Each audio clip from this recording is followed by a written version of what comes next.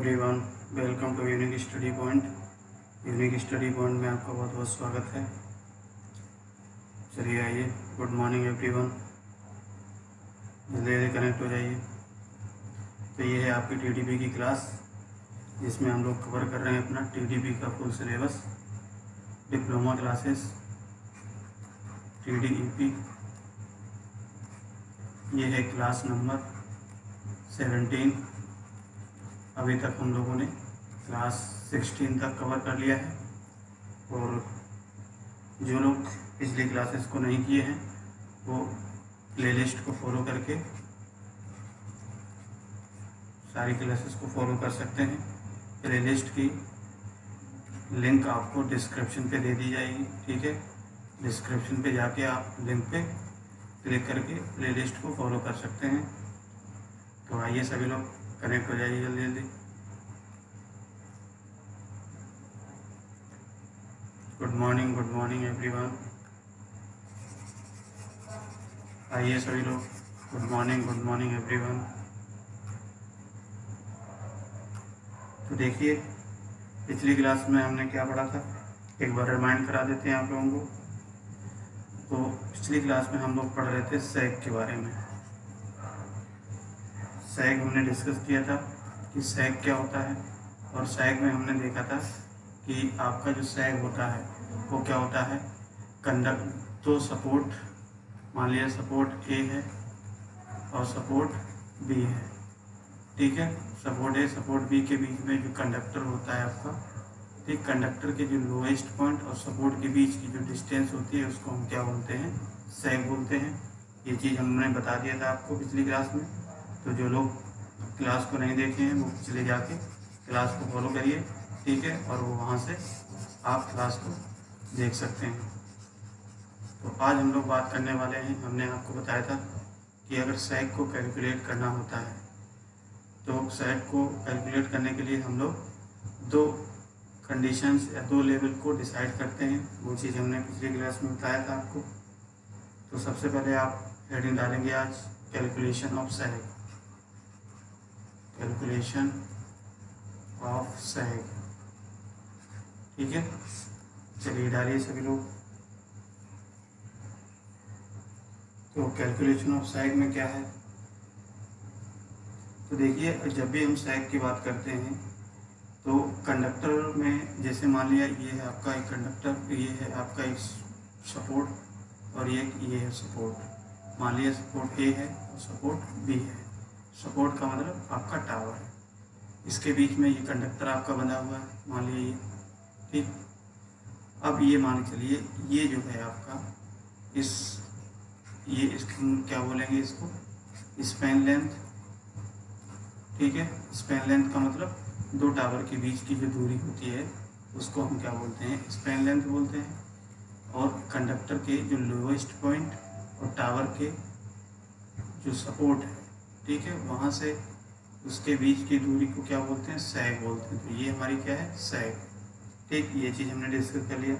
अब अगर आपसे कहा जाए कि सैग जो होता है, अगर कंडक्टर की टेंशन को बढ़ा दिया जाए, कंडक्टर को टेंशन बढ़ाने का मतलब क्या है, कंडक्टर को दोनों सपोर्ट के बीच में और ज़्यादा टाइट कर दिया जाए, मान लिया इस तरीके से टाइट कर दिया जाए, ठीक, इन सपोर्ट पे, ए और बी सपोर्ट पे। तो उस केस में क्या होगा, हमारा जो कंडक्टर का होगा ये टेंशन हो जाएगा।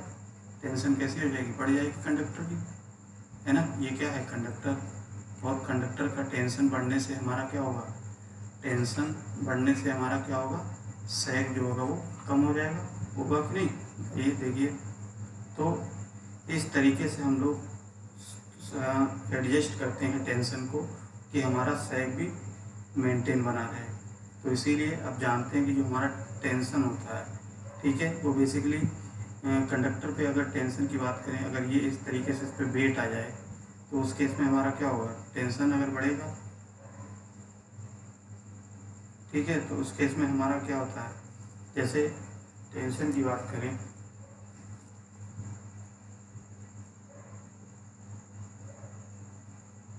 एक मिनट सॉरी, टेंशन बढ़ने से क्या होगा, हमारा सैग बढ़ जाएगा। क्योंकि टेंशन का मतलब क्या है, आपका ये कंडक्टर में ये टेंशन, और ये टेंशन किससे बढ़ेगा, जैसे मान लिया आपका कंडक्टर में कंडक्टर के वेट की वजह से कंडक्टर का जो वेट होगा अगर वो ज़्यादा होगा, ठीक, अगर कंडक्टर का वेट बढ़ाएंगे तो हमारा सैग क्या होगा, बढ़ेगा। और अगर मान लिया आइस लोडिंग आ जाती है, आइस लोडिंग का मतलब क्या है कि जैसे हिल एरियाज में जो पहाड़ी इलाका होते हैं वहाँ पे क्या होता है, हमारा कंडक्टर्स के ऊपर बर्फ़ जम जाती है। क्या जम जाती है, बर्फ़। अब जब बर्फ़ जम जाएगी तो उससे क्या होगा, हमारा जो कंडक्टर होगा उस कंडक्टर का वेट बढ़ जाएगा, है ना। वेट कंडक्टर का अगर बढ़ जाता है तो वहाँ से हमारा क्या हो जाएगा, सैग की वैल्यू भी बढ़ जाएगी।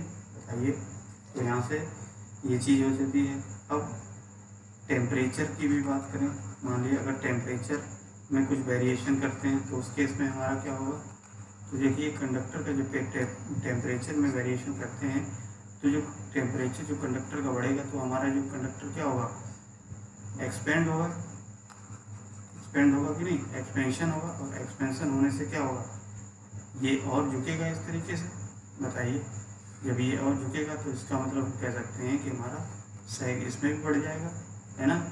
तो हम ये कह सकते हैं कि जो हमारा कैलकुलेशन ऑफ सैग होता है तो इन सारी चीज़ों को ध्यान में रख कर के कंडक्टर के वेट को, आइस लोडिंग को और टेम्परेचर वेरिएशन को, तो इन सबको ध्यान में रख कर के इस ट्रांसमिशन लाइन को डिज़ाइन किया जाता है, ठीक है। अब कैलकुलेशन ऑफ सैग की बात करें तो मान लिया टेंशन जो होना चाहिए किसी भी ट्रांसमिशन लाइन में वो लेस देन 50% से कम नहीं होना चाहिए, ठीक है। तो मान लिया टेंशन की अगर बात करें कंडक्टर में, टेंशन ऑफ कंडक्टर वो क्या है, लेस देन होना चाहिए कितना, 50% ऑफ उसके टेंसाइल स्ट्रेंथ से, ठीक है। अब ये तो हमने ये बात कर ली। अब कैलकुलेशन की बात करें, मान लिया इसका एक डेरिवेशन है, तो अगर डेरिवेशन अगर हम लोगों को करना है तो उसको कैसे करेंगे, तो सबसे पहले इसकी दो कंडीशंस होती हैं। पहली कंडीशन क्या है डेरिवेशन में, पहली कंडीशन है जब हमारा सपोर्ट जो होता है दोनों लेवल पे बराबर हो। मान लिया सपोर्ट R8 इक्वल लेवल, यानी कि हमारा मान लिया ये कंडक्टर, ये सपोर्ट है A और सपोर्ट B, ठीक है। तो सपोर्ट A और सपोर्ट B का जो लेवल है इस तरीके से तो देखा जाए ये लेवल हमारा सेम है, इक्वल है। तो इस केस में अगर हम लोग इसका डेरिवेशन निकालें या सैग की वैल्यू निकालते हैं तो सैग की वैल्यू क्या निकलेगी, ठीक है। तो सभी लोग हेडिंग डालो, इसका डेरिवेशन है, इस डेरिवेशन को हम लोग सॉल्व करते हैं।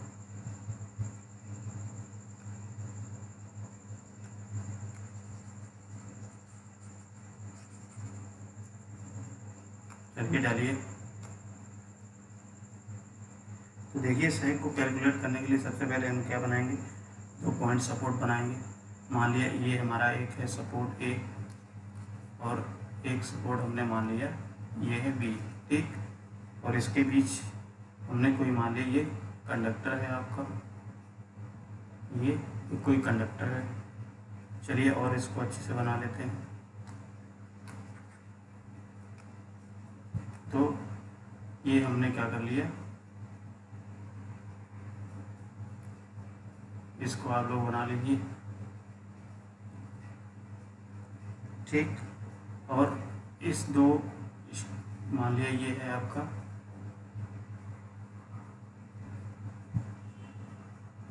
ये सपोर्ट है, ठीक है। अब यहाँ से अगर हम लोग बात करें, ये हमने कोई मान लिया ये आपका अर्थ है ये, और ये सपोर्ट है यानी कि टावर है या पोल है, तो ये कंडक्टर है, ये क्या है कंडक्टर है। अब अगर कैलकुलेशन ऑफ सैग करना है दो सपोर्ट पे, तो हम जानते हैं कि हमारा जो लोएस्ट पॉइंट और सपोर्ट के बीच, तो लोएस्ट पॉइंट देखिए ये है और यहाँ से यहाँ तक की वैल्यू क्या होती है, सैग होती है, ठीक। अब देखिए इस सैग को कैलकुलेट करना है तो कैसे करेंगे, तो हमने सबसे पहले एज्यूम कर लिया कि दो सपोर्ट हैं और इस तरीके से डिज़ाइन कर लिया। अब दो सपोर्ट के बीच की अगर दूरी हमने कुछ एज्यूम कर ली है, वो कर ली है L, ठीक है। कितनी है L एज्यूम कर ली है। अब देखिए फिर क्या करेंगे, जो लोएस्ट पॉइंट है हमारा कंडक्टर का उसको हमने एज्यूम कर लिया कोई पॉइंट ओ है, ठीक। इस पॉइंट को हमने क्या कर लिया, कोई ओ पॉइंट यूज कर लिया। अब पॉइंट ओ पर क्या होगा, कोई एक टेंशन फोर्स लगेगा, मान लिया एक टेंशन फोर्स लग रहा है पॉइंट ओ पे, तो ये हमारा कंडक्टर पे एक टेंशन लग रहा है टी, इसको हम टी से रिप्रेजेंट करते हैं। और एक और एजम्पशंस करेंगे कि एक पॉइंट हमने सेलेक्ट कर लिया, यहाँ पे कोई पॉइंट सेलेक्ट कर लिया पी, ठीक है। अब इस पॉइंट के जो कोऑर्डिनेट्स हैं हम मान लेते हैं, कुछ कोऑर्डिनेट्स हैं एक्स और वाई, तो इसके एक्स और वाई क्या हैं, कोऑर्डिनेट्स हैं। तो इसके एक्स वाई कोऑर्डिनेट्स बनाओगे तो क्या हो जाएगा, ये तो यहाँ से यहाँ तक क्या हो जाएगा, वाई हो जाएगा, ठीक है। और ये क्या हो जाएगा, एक्स हो जाएगा। यहाँ से दूरी कितनी हो जाएगी, एक्स, ठीक है, इस पॉइंट से, यानी कि जो पॉइंट ओ है, जो लोएस्ट पॉइंट है वहाँ से और इस पॉइंट के बीच एक्स एक्सिस है, यानी कि एक्स और वाई। और वाई एक्सिस की बात करें तो ये हमने मान लिया वाई एक्सिस, ठीक है। इतनी बात समझ में आ गई सब लोगों के। तो ये इसके कोऑर्डिनेट्स हो गए, तो ये क्या हो गए, इसके कोऑर्डिनेट्स हो गए। इसको चलिए बनाइए, नोट करिए इतना, ठीक। अब देखिए कंडक्टर होगा तो कंडक्टर पे दो टाइप के फोर्स अप्लाई होंगे, कौन कौन सा, एक तो टेंशन फोर्स होगा, तो फोर्स जो लगेगा वो कौन से लगेंगे, एक टेंशन होगा जिसको हम रिप्रेजेंट करते हैं टी, टेंशन फोर्स, और एक कंडक्टर का वेट, कंडक्टर वेट होगा, और उसको हम क्या करेंगे, डब्ल्यू एक्स, ठीक है। तो ये एजम्पशंस हमने कर लिया। और कंडक्टर के वेट पे कोई इसके पॉइंट ओ और पॉइंट पी के बीच में कोई कंडक्टर का वेट मान लेते हैं, एज्यूम कर लेते हैं कि हमारा वेट डब्ल्यू एक्स ये लग रहा है इस कंडक्टर पे, और इस कंडक्टर से वेट यहाँ से लग रहा है। तो इसके अगर डिस्टेंस की बात करें यहाँ से यहाँ तक, ये पूरी डिस्टेंस एक्स है यहाँ से यहाँ तक, ठीक है। और यहाँ जो वेट लग रहा है कंडक्टर का उसको हम अगर डिस्टेंस बात करें तो ये x/2 हो जाएगा, और यहाँ से x/2 ये भी हो जाएगा, हाफ हाफ हो जाएगा कि नहीं हो जाएगा बताइए, ठीक। तो इतना एजम्पशन है, इसका डायग्राम बनाइए, फिर हम इसको डेरिवेशन को सॉल्व करते हैं। इतनी बात समझ में आ गई, बताइए।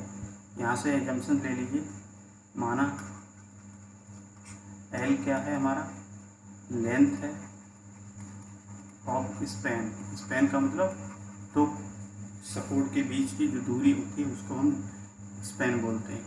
उसके बाद डब्ल्यू क्या है, डब्ल्यू ले लीजिए, वेट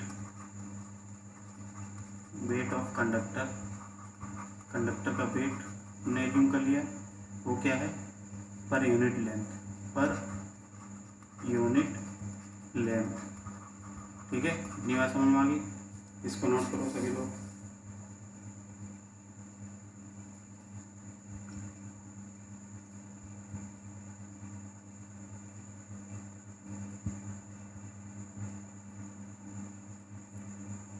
तो इस डायग्राम में देखिए, अगर मान लेते हैं ये जो कर्व है, यहाँ से पॉइंट ओ से पॉइंट पी के बीच में ये कर्व है, कर्व टाइप का बन रहा है। अगर ये मान लेते हैं ये कर्व बहुत स्मॉल होता है या बहुत कम होता है, तो स्मॉल होने पे क्या होगा, हमारा जो कंडक्टर है वो किस तरीके से यहाँ पे आ जाता है, इस पोजीशन पे, यानी कि ओरिएंटल पोजीशन, प्रोजेक्शन बनता है इसका, ओरिएंटल प्रोजेक्शन।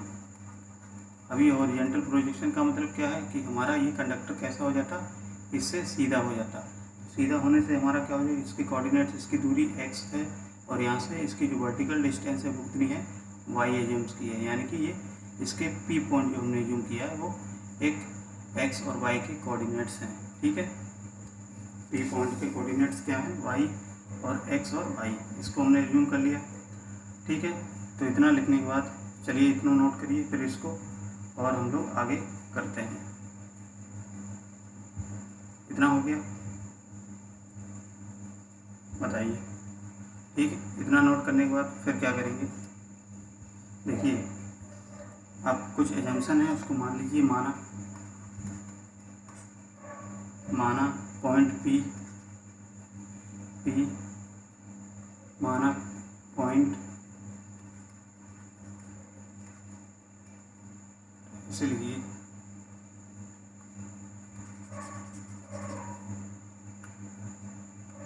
माना कोई पॉइंट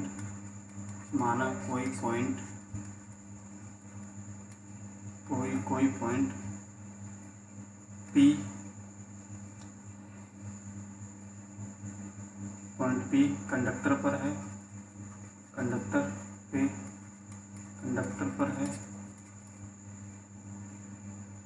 और पॉइंट और कंडक्टर पर या कंडक्टर का लोएस्ट पॉइंट क्या है? O, ठीक, lowest point O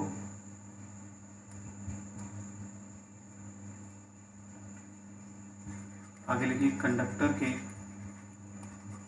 point P, conductor के पॉइंट P के कोऑर्डिनेट्स क्या है? x एंड y, ठीक है, x और y। आगे लिखिए एज्यूम, यानी कि मानते हैं कि जो कर्वेचर है, यानी कि कर्वेचर ऑफ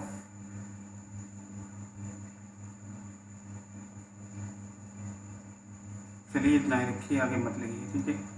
अब इतना हो गया। अब हम जानते हैं कि जो हमारा फोर्स है, कंडक्टर पे दो टाइप के फोर्स लगेंगे, ठीक है। तो लिखिए फोर्स पॉइंट OP पर दो फोर्स एक्ट होते हैं या लगते हैं, ठीक है। देखिए पॉइंट OP कौन सा है, तो यहाँ पे समझिए,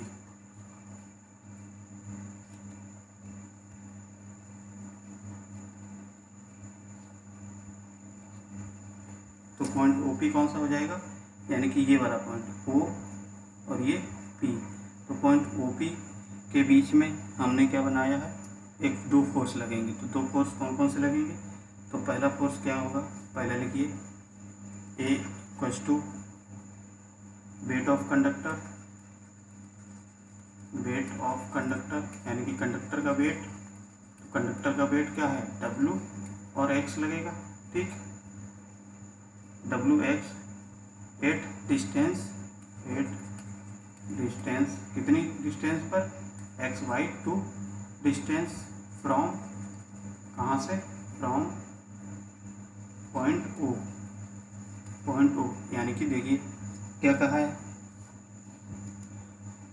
कि पॉइंट O से, ये पॉइंट O है, तो पॉइंट O से W, इस पे क्या है हमारा, पॉइंट O से x/2 डिस्टेंस पर हमारा फोर्स लग रहा है, कंडक्टर पर वेट लग रहा है कितना? WX। ये देखिए हमने रिप्रेजेंट किया WX, ठीक है। देखिए समझ में आ रहा है कि नहीं आ रहा, इसको देखते रहिए, ठीक। ये चीज़ आ गया। दूसरा फोर्स हमारा क्या लग रहा है कंडक्टर पे? दूसरा फोर्स है द टेंशन T फोर्स, यानी कि टेंशन लग रही है एक्टिंग एट पॉइंट O, यानी कि पॉइंट O पर देखिए, ये पॉइंट O है, तो इस पॉइंट O पर हमारा टेंशन क्या लग रहा है? T, इस तरीके से, ठीक। और ये वेट कंडक्टर का WX। तो दो टाइप के फोर्स लग रहे हैं कंडक्टर पे, ठीक। इतनी बात समझ में आई सब लोगों की। अब क्या करेंगे, अब इसका डेरिवेशन है, तो अब देखो इतनी बात हमने समझ ली है, एजम्पशंस मान ली हैं। इसके बाद क्या करोगे, हम निकालते हैं पॉइंट, दो फोर्स जो हमारे पॉइंट O पे लगे हैं। आगे लिखिए यहाँ से टू फोर्सेस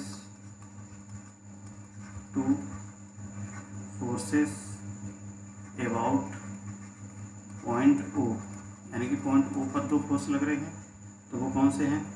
T, ठीक है, टेंशन फोर्स, और इसके जो कोऑर्डिनेट्स हम लोग लिख लेंगे TY equals to WX into x/2, ठीक है। देखिए इसको समझिए, तो यहाँ से समझिए ये टेंशन फोर्स है, ठीक। अब टेंशन फोर्स और ये y जो यहाँ पे ओरिएंटल पोर्शन होता है, ओरिएंटल प्रोजेक्शन के हिसाब से हम इसको मल्टीप्लाई कर देंगे T और इंटू y।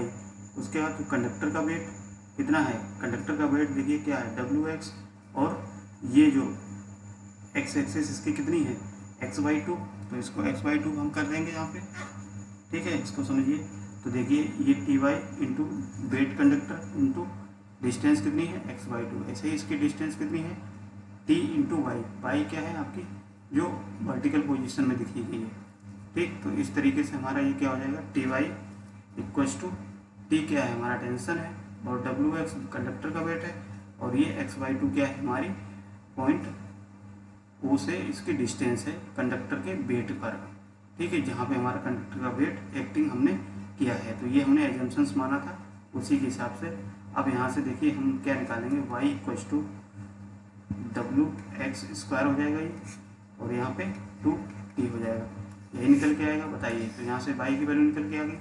अब देखिए यहाँ पे जो y की वैल्यू निकल के आई, तो y की वैल्यू वही क्या है हमारा, इसी को हमने मान लिया है, हमारा एज्यूम किया है कि ये हमारा सैग है, तो ये हमारा क्या हमने मान लिया सैग है। तो चलिए लिख लीजिए कि दिस द मैक्सिमम सैग जो है रिप्रेजेंट किया जाएगा, represented by the value of by को रिप्रेजेंट किया हमने मैक्सिमम इस सैग को, ठीक, किस पे, किसी भी पॉइंट पे एट आइदर सपोर्ट, किसी भी सपोर्ट पर ए एंड बी, ठीक है। अब यहाँ से जो डिस्टेंस है वो हमने x के बराबर क्या है l/2, ठीक, एजम्पशंस लिया है, और हमारा जो y है वो हमने क्या एज्यूम किया s, यानी कि सैग। तो अब यहाँ से देखिए इसकी वैल्यू यहाँ पुट करिए, x की जगह पे हम क्या पुट करेंगे, और y की जगह पे s पुट करेंगे, यानी कि सैग, ठीक। तो इसको इक्वेशन नंबर फर्स्ट डाल दीजिए, और इन दोनों की वैल्यू पुट करेंगे, putting the value of S X and Y, तो दो कोऑर्डिनेट्स हमने निकाले थे, इन्हीं की दोनों की वैल्यू पुट करिए, तो क्या बनेगा देखिए,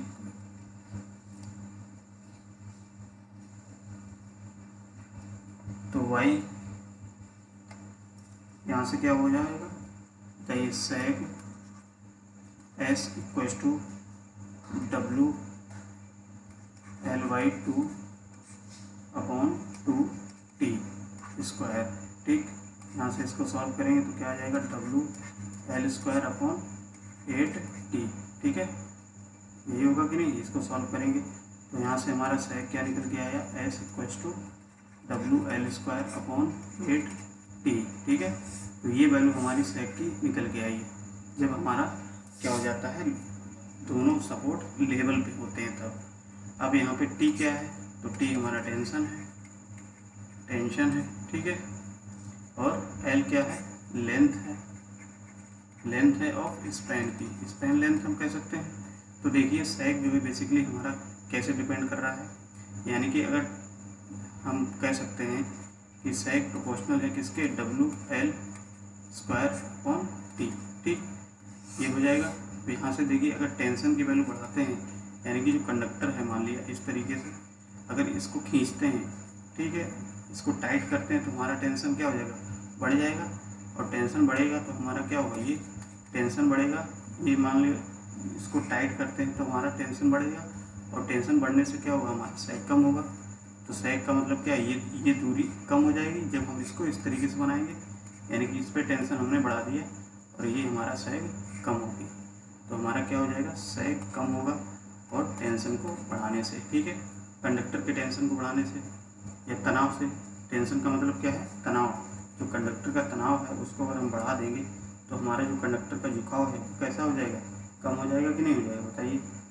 तो यहाँ से अब लेंथ की बात करें तो मान लीजिए ये सपोर्ट है, ठीक, अगर इसके मान लीजिए ये जो लेंथ आएगा, दो टावर के बीच की अगर डिस्टेंस ये बता देते हैं तो कंडक्टर हमारा ये झुक जाएगा कि नहीं झुक जाएगा। तो ये जब झुक जाएगा तो इसका मतलब sec बढ़ जाएगा, तो ये लेंथ बढ़ाने से sec भी बढ़ जाएगा, ठीक।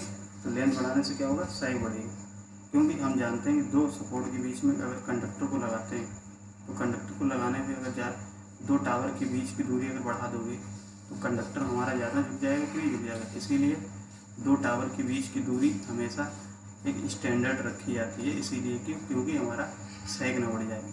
अगर sec बढ़ गया तो sec बढ़ने से हमारा क्या होगा, उस केस में sec बढ़ने से हमारा खतरा रहेगा, जब भी उसके नीचे से कोई पास करेगा तो वहाँ से हमारा खतरा चांस रहेगा, तो इसीलिए क्या होता है कि हम लोग उसके जो स्पैन लेंथ होती है उस स्पैन लेंथ को एक स्टैंडर्ड के में तरीके से स्टैंडर्ड मान के रखते हैं। ठीक है, एक स्टैंडर्ड फॉर्मेट में इसको रखा जाता है। ठीक है, अब इस यहाँ से देखिए, अगर मान लिया कंडक्टर का वेट बढ़ा, ये इस रिलेशन से कंडक्टर का अगर वेट बढ़ा तो यहाँ से सैग क्या हुआ, हमारा सैग भी बढ़ जाएगा, बढ़ेगा कि नहीं बढ़ेगा। तो ये सारी कंडीशंस हैं, आपको याद रख लेना। ये बहुत मोस्ट इम्पोर्टेंट आपका डेरिवेशन है, और इस डेरिवेशन से आपको ऑब्जेक्टिव टाइप के क्वेश्चन पूछे जाते हैं कि आपसे बता देगा अगर सैग बढ़ जाता, सैग बढ़ाने के लिए लेंथ अगर बढ़ जाती है तो सैग पे क्या इफेक्ट पड़ेगा, टेंशन बढ़ जाती है कंडक्टर की तो उस केस में सैग पे क्या इफेक्ट पड़ेगा, या कंडक्टर का वेट बढ़ जाता है तो उस केस में सैग पे क्या इफेक्ट पड़ेगा। ठीक है, तो ये तो एक रिलेशन से हमने देख लिया। वैसे भी अगर आप दिमाग लगाओ तो उस केस में क्या है, हम जनरली देख सकते हैं इसी तरीके से। ठीक है, तो इस तरीके से हमारा ये क्या हो जाएगा, सैग की वैल्यू कैलकुलेट कर ली। तो इतना नोट कर लिए सब लोग, नोट करिए इसको।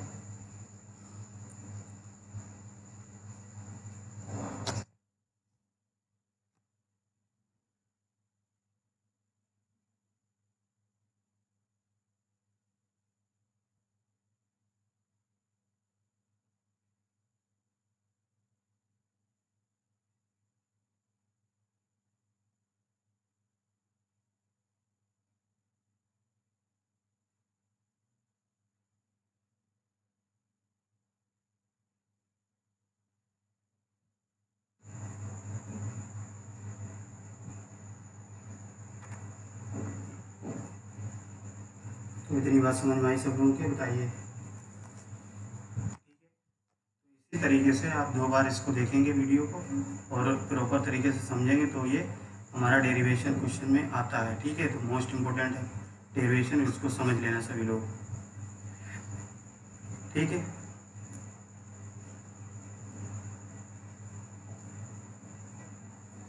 देखिए अब एक सैग दूसरी कंडीशन और आती है। तो दूसरी कंडीशन सैग को कैलकुलेट करने की क्या होती है, जब हमारा क्या होता है, सपोर्ट जो होता है वो अनइक्वल होता है। Support are at unequal level. तो अनइक्वल लेवल पे अगर हमारा सपोर्ट होता है तो उस केस में इसका डेरिवेशन कैसे होगा, यहाँ से हम लोग कैलकुलेट करते हैं सैग की वैल्यू को, कैसे सैग निकलता है। तो ठीक है,